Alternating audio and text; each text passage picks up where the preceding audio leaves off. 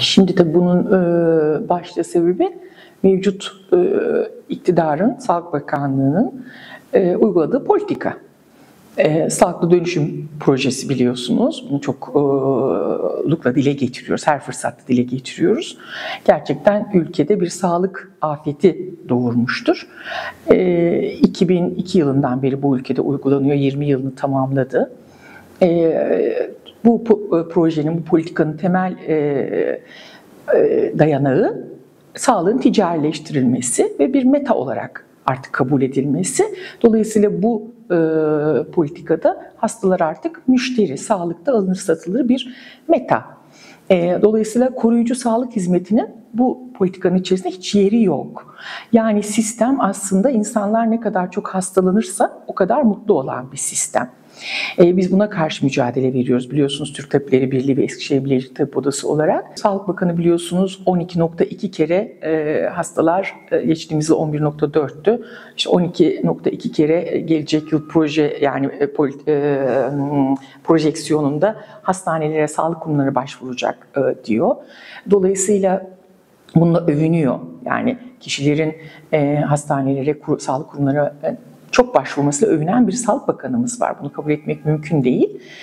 Dolayısıyla bunun temel nedeni bu. Sadece Eskişehir'in sorunu değil, tüm Türkiye'nin sorunu. Artık insanlar gerçekten hekime ulaşamıyorlar. Dünyada 20 dakikada bir hasta için ayrılması gereken süre ortalama 20 dakika olarak belirlenmiş iken bizde 5 dakikaya indirilmiş durumda ki bu teorik olarak 5 dakika. Pratikteki bunun karşılığı gerçekten özellikle acil servislerde ya da yoğun polikliniklerde 1 dakikaya falan düşüyor. 1 dakika, 3 dakika. Yani burada bir sağlık hizmetinden bahsedilemez. Burada sağlık çalışanları, hekimler de hastalar kadar mağdur. Onun da bilinmesini isteriz. Çünkü onlar da hak ettikleri hekimin istediği ölçüde bir sağlık hizmeti vermesi de onun bir hakkıdır. O hakkı da gasp edilmiş oluyor. Tıpkı hastanın bu hizmeti alması gibi hekimin de bu hizmeti vermesi de onun bir hakkı. Maalesef iyi hekimlik hakkı da bu sistemin içerisinde gasp ediliyor. Dolayısıyla bu koşullar altında randevu bulunamaması son derecede normal. Şöyle hani mevcut haliyle yetmediğini biliyoruz. Biz yine çok lukla ve her fırsatta dile getiriyoruz. Bir kere devlet hastanesinin kapatılması gerçekten kabul edilemez bir şey. Orada biliyorsunuz depreme dayanıksızlık nedeniyle kapatılmıştı ama bir an önce oraya en fazla 600 yataklı, çünkü dünya artık bunu böyle kabul ediyor. Çok büyük yataklı hastanelerin aslında doğru olmadığı biliniyor bilimsel olarak. Bir an önce oraya tam teşekküllü bir hastane yapılmalı.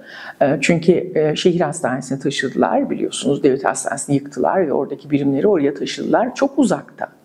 İnsanlar erişemiyorlar. Oraya ulaştıkları vakit binanın içerisinde de erişmekte güçlük çekiyorlar.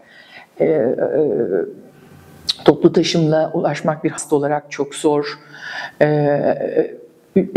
Toplumun yoksul kesimi zaten en çok kamu kurumlarından yarar sağlama ihtiyacında. Taksiyle oraya ulaşmak çok çok zor. Olanaksız neredeyse çoğu insan için.